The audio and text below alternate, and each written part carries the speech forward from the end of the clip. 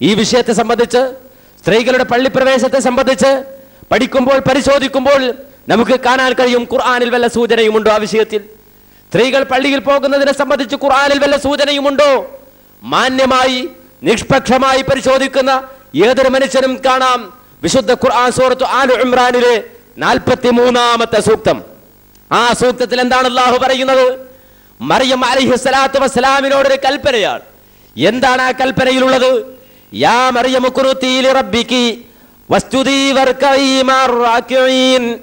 യാ മറിയം, ഏ മറിയമേ, ഉഖ്നുതി ലിറബ്ബികി, നീ നിന്റെ റബ്ബിനെ താഴ്മ കാണിക്കണം. വസ്ജുദി വർകഈ മഅർ-റാകിഈൻ, റുകൂ ചെയ്യുന്നവരോടൊപ്പം, സുജൂദ് ചെയ്യുന്നവരോടൊപ്പം, അഥവാ നമസ്കരിക്കുന്നവരോടൊപ്പം നീയും നമസ്കരിക്കൂ മറിയമേ. ഖുർആൻ വളരെ വ്യക്തമായി മറിയം അലൈഹിസ്സലാത്തു വസ്സലാമിനോട് കൽപ്പിക്കുകയാണ്. സഹോദരങ്ങളെ, ഇത് പറയുമ്പോൾ അടിസ്ഥാനപരമായി നമ്മൾ മനസ്സിലാക്കേണ്ടതുണ്ട്. മറിയം അലൈഹിസ്സലാത്തു വസ്സലാം അള്ളാഹുവിന്റെ പള്ളിയിൽ താമസിച്ച വ്യക്തിയാണ്. അവിടേക്ക് നേർച്ച അർപ്പിക്കപ്പെട്ട വ്യക്തിത്വമാണ് മറിയം അലൈഹിസ്സലാത്തു വസ്സലാമെങ്കിൽ ആ മറിയം അലൈഹിസ്സലാത്തു വസ്സലാമിനോടാണ് ഇവിടെ കൽപ്പനയുള്ളത് നമ്മൾ മനസ്സിലാക്കേണ്ടതുണ്ട്.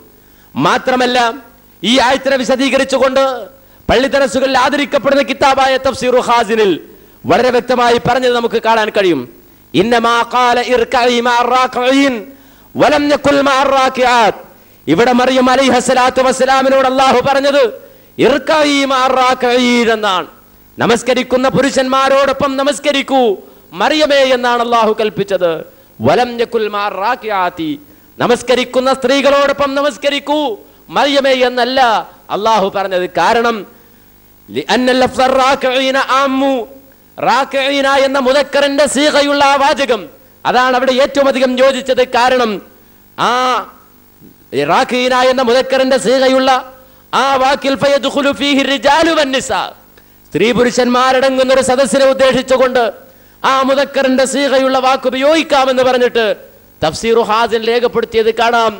അസ്വലാത്തു മഅർ റിജാൽ അഫ്ളലു വ അതമ്മു, സ്ത്രീകൾ പുരുഷന്മാരോടൊപ്പം നമസ്കരിക്കലാണ് അഫ്ളലു, ഏറ്റവും ശ്രേഷ്ഠം, വ അതമ്മു, ഏറ്റവും പൂർത്തിയായത്. ഇതൊരിക്കലും മുജാഹിദ് പ്രസ്ഥാനം പറഞ്ഞിട്ടില്ല. സ്ത്രീകൾ പുരുഷന്മാരോടൊപ്പം നമസ്കരിക്കലാണ് ഏറ്റവും ശ്രേഷ്ഠം, ഏറ്റവും പൂർത്തിയായത് എന്ന് മുജാഹിദുകൾ പറഞ്ഞിട്ടില്ല.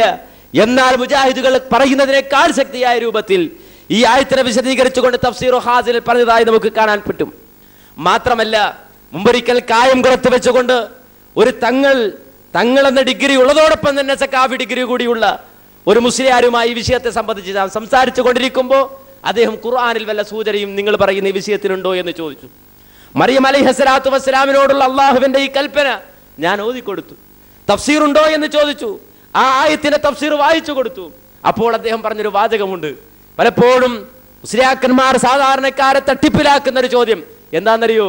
മറിയം അലൈഹിസ്സലാത്തു വസ്സലാം എന്ന് പറഞ്ഞ നമ്മുടെ ആളല്ലല്ലോ, അത് ക്രിസ്ത്യാനികളുടെ ആളല്ലേ, അതുകൊണ്ട് ക്രിസ്ത്യാനികൾക്ക് പള്ളിയിൽ പോകാനുള്ള തെളിവാണ്, മറിയം പള്ളിയിൽ പോയെന്ന തെളിവ് നമുക്ക് തെളിവല്ല എന്നാണ് അദ്ദേഹം പറയുന്നത്. എങ്കിൽ സഹോദരങ്ങളെ, സൂറത്ത് മറിയം, ആ സൂറത്തു തഹരീം, ആ തഹരീമിൽ അതിന്റെ 11-12 ആയത്തുകളിൽ അള്ളാഹു വളരെ വ്യക്തമായി പറഞ്ഞു, ലറബല്ലാഹു മതലൽ ലില്ലദീന ആമനൂ, വിശ്വാസികളായ ആളുകൾക്ക് അള്ളാഹു ഇതാ ഉദാഹരണം വിവരിക്കുന്നു, മാതൃക കാണിച്ചു തരുന്നു. ആരെയാണ്?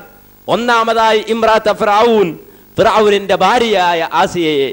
രണ്ടാമത് ആരാണ്? വമറിയം ബിനത ഇമ്രാൻ അല്ലതി അഹ്സനത് ഫർജഹാ വനഫഖ്നാ ഫീഹി മിർ റൂഹിനാ വസദ്ദഖത് ബികലിമാതി റബ്ബിഹാ വകുതുബിഹി വകാനത് മിനൽ ഖാനിതീൻ. രണ്ടാമത്തെ മാതൃക, വിശ്വാസികൾക്കുള്ള മാതൃക മറിയം അലൈഹിസ്സലാത്തു വസ്സലാം ആണെന്ന് ഖുർആൻ പറയുകയാണ്. അപ്പോൾ ഖുർആനിൽ സൂചനയുണ്ടോ സ്ത്രീ പള്ളി പ്രവേശനത്തിന്റെ വിഷയത്തിൽ എന്ന് പരിശോധിക്കുന്ന ഏതൊരാൾക്കും മറിയം അലൈഹിസ്സലാത്തു വസ്സലാമിന്റെ ജീവിതവും മറിയം അലൈഹിസ്സലാത്തു വസ്സലാമിനോടുള്ള കൽപ്പനയും തെളിവാണ് എങ്കിൽ